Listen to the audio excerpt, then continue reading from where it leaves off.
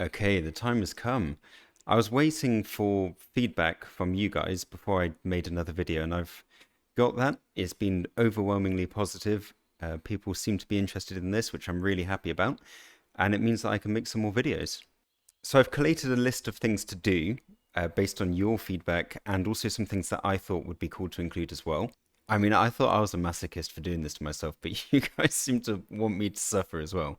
So the first thing on the list, and by far the scariest, this is kind of game changing, it's absolutely absurd, is to hide my own health pool.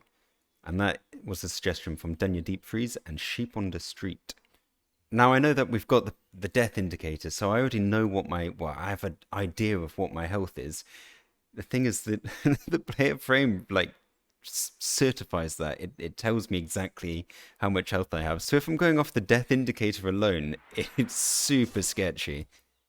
I'm going to get more confident over time. I don't want to just be a coward and only fight while my screen is bright.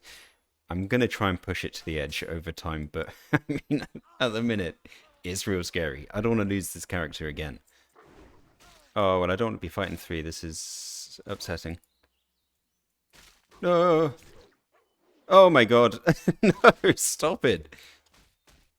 Right, so you can see the death indicator still happening. But I don't know what my health is. I don't know how low this is. This is something I'm going to have to get used to over over time if I don't die in this session.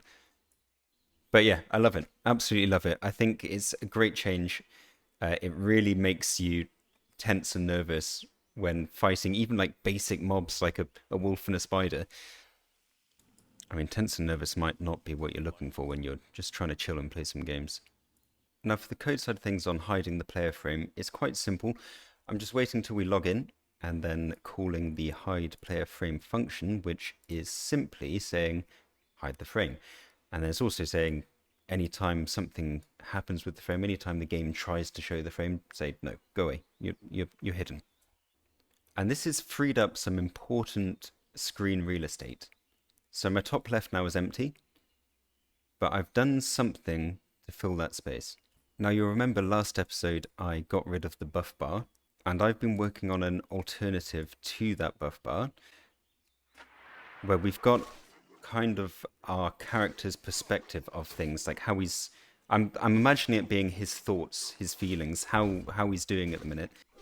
So if I show you one of these buffs, Battle Shout should give me some attack power. My buff bar has disappeared, but I do have what my character's feeling on the top left, which I thought was a nice little addition. So for each stat bonus you get through a buff, I have a little message saying, I feel this, I feel that. Attack power in this case is more deadly, so I'm feeling more deadly. Now I found a scroll of spirit, so if I use this, and then actually add the code for it because I forgot about spirit.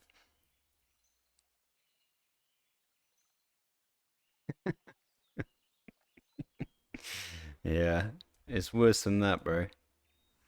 It's much worse than that. A druid has given me Mark of the Wild at some point, so I've got armor, so I'm feeling tougher. I've just done the attack power one again, so I feel deadly. It does seem like I'm missing spirit. It's because I spelt it spirit, because I'm an idiot. Bang, there we go. Feel more confident, feel more deadly, feel tougher. So armor, spirit, attack power. Now the buff to text translations was quite fun to code. We've added a listener for the unit aura events. And whenever one of those happen, we call the update buff message function. In here, what we're doing is getting all the buffs, iterating through them, and kind of pulling out the important information. So for example, Battle Shout's description is something like increases the player's attack power by 18. And what's important about that is the attack power bit, and we're kind of pulling that bit out and saying, okay, this is associated with attack power. And we can see that happening in this for loop here. The only caveat may be that if there is something that says increases attack power and armor, which I'm sure there's got to be buffs like that in the game, right? I can't think of any on the top of my head. If that is the case, then this isn't going to show up correctly. It's only going to show one of those two. So there may be more work to do with this later on. Now, I don't know what you guys would think of this. I know it's kind of pointless. Why remove the buff bar if you're just going to add text instead?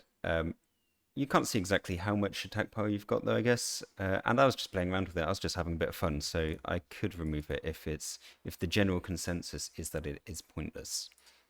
But it does lead me on to the next suggestion from you guys. You'll notice that my Vendetta count has disappeared. And don't worry, I haven't given up on the Vendetta. The wolves are still paying for their crimes. Now, this is a fantastic suggestion from I Hate Toast TV. I'm very excited about this. It's going to be a long haul one, I think. This will go on for several episodes. The suggestion is challenges. And I think the original hardcore add-on had challenges. And I'm exposing myself here because I didn't actually play that add-on. I've been in and out of playing this game over the years, as most of you probably are as well. And during the hardcore add-on time, I was not playing, so I missed this. I'm going to do a bit of research to see how they've done it and see if we could do something similar, because I think it's a very cool idea. If anyone's played the leagues on old school RuneScape, that's what I'm envisioning. It's a list of things to do, and you get points for doing them. The points getting higher and higher, the harder the challenge. Thank you. I'm feeling smarter already. I'm not feeling smarter because I've forgotten what I was talking about. I've added some pretty silly challenges to begin with. Like I say, I'm going to build up on this over time.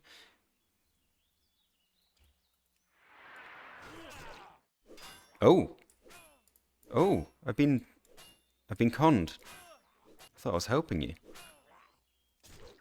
I do eventually want to add difficult and unique and fun challenges, but for now it's just about getting the code in the right place ready, like, you know, the setup, foundations of this thing. Now what I've done so far is implement this button on the top right. It's your challenge log. If you open that, we get the challenge log screen. Now remember that this is the very beginning of the challenge log. It's going to be a long process making this. I'm thinking that we'll add choices, so you select what challenges you want. Maybe they'll be randomized. I'm not sure yet. I just wanted to get it working, basically, to begin with. And you can see that we've got some things working. Reach level 5 is the only one I've achieved. Wolves killed, of course. That's my Vendetta count, so that's staying there. Another challenge we've got here is the Explorer Zone.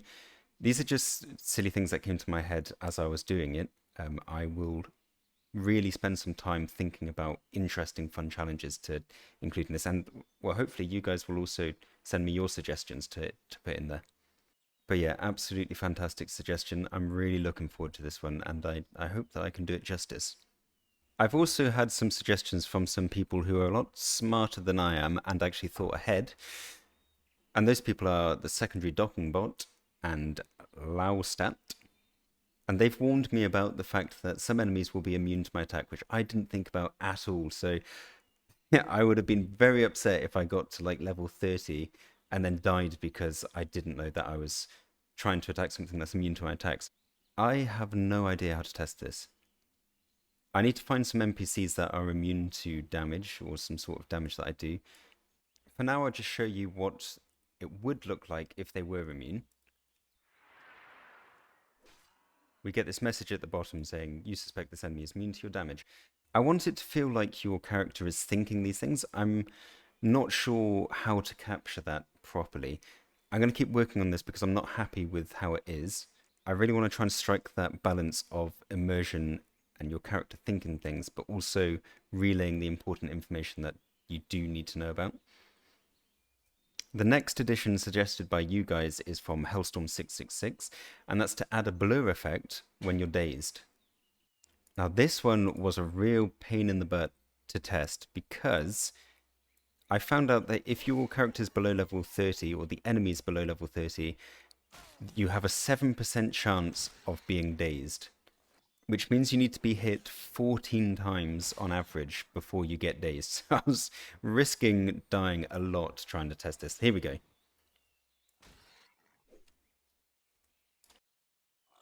There we go. So it's just very similar to the death indicator, apart from it's got more of a cold edge. What I really wanted to implement was more of a drunk effect. So, you know, when the camera starts shaking around, that isn't possible though, because apparently that is a server-side action, and I can't make that happen on the client side, which is where the add-on is making changes, unless I'm on a a private server, which we're not. We're on the official servers. So unfortunately, that's not going to happen. But I'm quite happy with the cold edges creeping in, kind of giving you a tunnel vision effect. I think that works well. It darkens the screen, makes it harder to see. It's like gives you that kind of confused feeling. But if we don't like it, we can always create our own image to use as the overlay effect. So blue and dazed, how's this done in the code? As with most things, we go into the combat log. So anytime a combat event happens, we go into this combat log event function that we've made that has all of the combat associated stuff in it. We've added some new bits.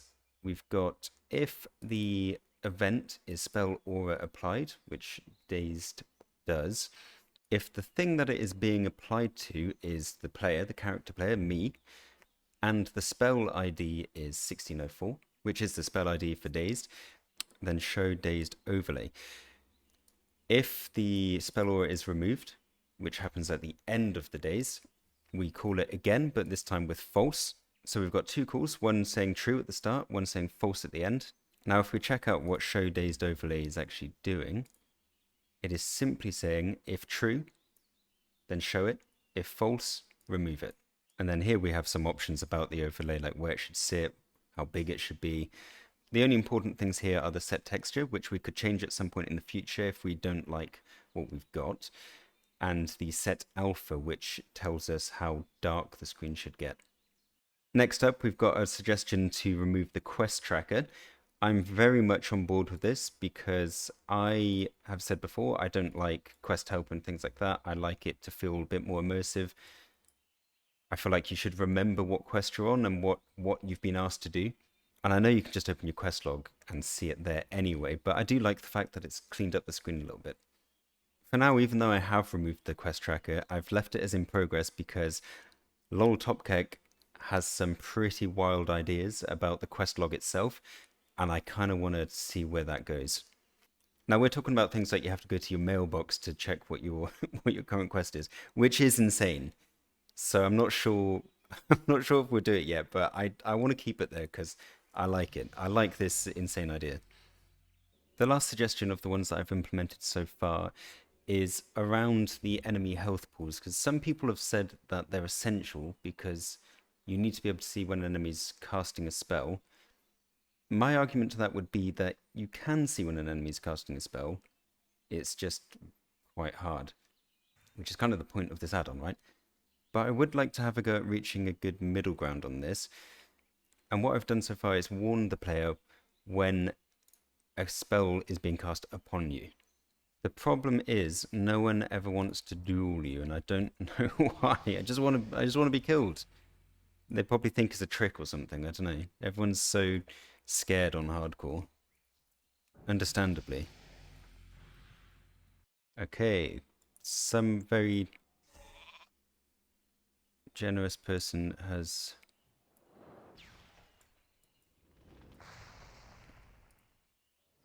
shown me that my add-on's not working. Hopefully they'll do it again. Yep, thank you very much. Oh, I need to reload.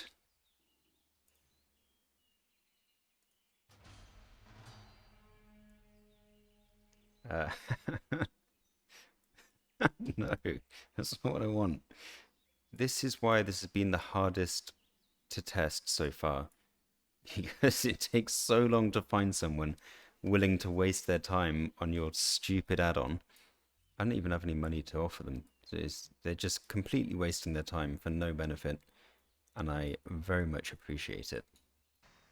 Okay, this is what it would look like. Now, I'm really not happy with this as the final product. There's a lot more work to be done on it. I'm not sure what it's going to look like yet. I don't want to bloat the add-on with just loads of similar things like text and overlays. I'd rather have lots of unique, cool things. So there's still a lot to improve upon on the things that I am currently working on, and there's still a huge amount of things left that I haven't even started working on yet. I'm trying to strike the right balance between gameplay and code walkthroughs. I'm not quite sure which you prefer seeing. This one's been quite code heavy, but that's mainly because I had a lot of suggestions and I wanted to show how I implemented them. And for the next episode, I'll probably be trying to level up my character a bit because he's been stuck at like level 7 for a couple of days now. But I'm really enjoying it. I really appreciated the really nice feedback I got for the first 3 videos, and I'm super excited to keep going.